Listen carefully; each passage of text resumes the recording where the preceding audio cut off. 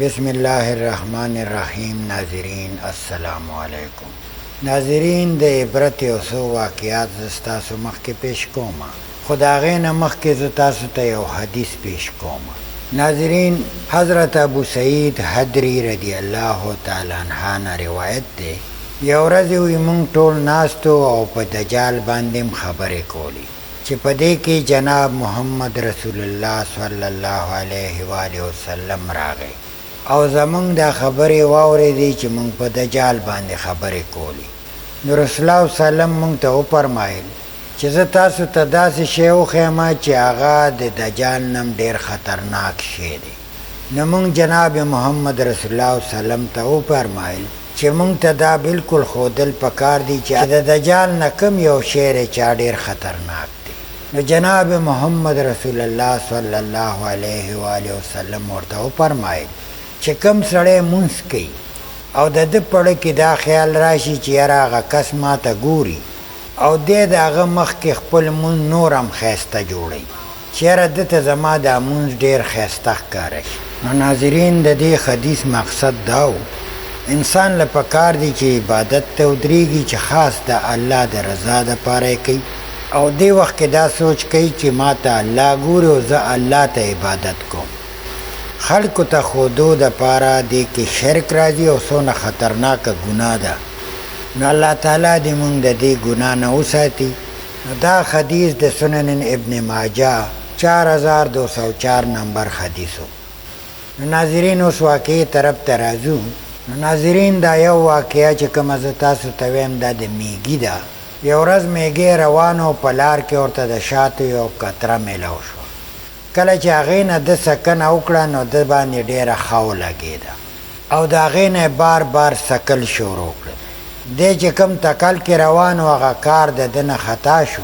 د ډېر کوشش وکړو چې یاره زه به دې نه روان شم، خو چونکې د هغه شاتو مزه دومره زیاته وه چې دی د هغې نه نه شو تلی. نو په شاتو به ده بار بار حمله کوله او د هغې مزه به یې اخیستله. په یو ټایم کې دا سوچ وکړ چې زه څه پسې روان یم او څه ته زه ایثار شم، خو راشه په دې ټول ډیري ور ټوپ که او ټول وسکه او ځه. چنانچې هغه چې کله شاتو ته ټوپ که نو هغه په هغې کې ونښته. نو ډېر کوشش وکړه چې د هغې نه زه بار ځان وباسم، خو دی ونه وته او اخر کار چې په هغې کې هغه هلاک هم شو. ناظرین، دا زمونږ هم د دنیا یو مثال دی.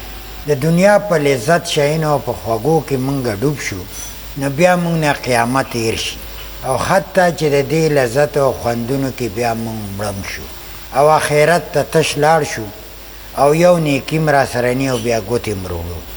ناظرین، بله واقعه د جولا ده چې په قرآن کې م ذکر راغلی چې د جولا جاله ډېره کمزوري وي. نو په دې جاله کې یو نر او یو ښځه اوسېږي. کله چې دوی بچي راوړي نو دا ښځه راپاسي او دا نر مړ کړي. بیا چې کوم دی دا بچی غټ شي نو دوی بیا د خپله مور مړه کړي او د دې جال نه لړه کړي. ناظرین، دا د دې فطرت دی چې دې مقصد پوره شي بیا بل په ځان باندې بوج ګڼي او دا زمونږ د دنیا د خلکو م دی. ناظرین، داسې بالکل نه دی پکار. بیا خو زمونږ په کورونو کې انا ده چې یو بل په کور کې م بدې شي او یو بل په یو بل باندې بوج ګڼي. نو مونږ له پکار دی یو بل سره محبت لرل پکار دی او خلوص دل سره یو بل سره اوسېدل پکار دی او دا نه زړه تنګول نه دی پکار چې بیا بل لپاره په زړه کې ځای نه وي. الله دې مونږ له په دې باندې د عمل کولو توفیق راکړي. بله یو واقعه ده، ګونګټ په تاسو پیژنئ. د دې ګونګټ د غوا میخو سوټو سره ډېره مینه ده.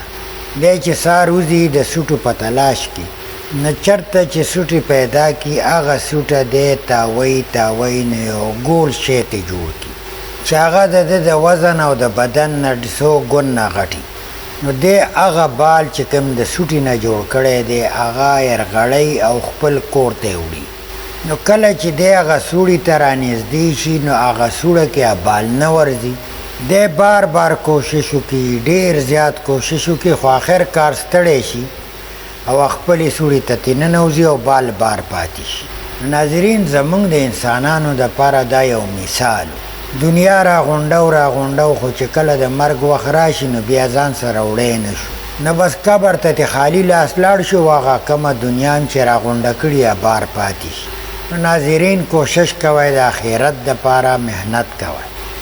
د دنیا پسې دومره منډه وخه چې ستا پې وخت تېرېږي او د آخرت دپاره پې څه کولی شي. نو الله دې موږ د دنیا د خواهشاتو نه وساتي. نو انشاءالله بیا به ملاقات کوو. اجازت غواړم. الله هم خوشحال آباد لره. السلام علیکم.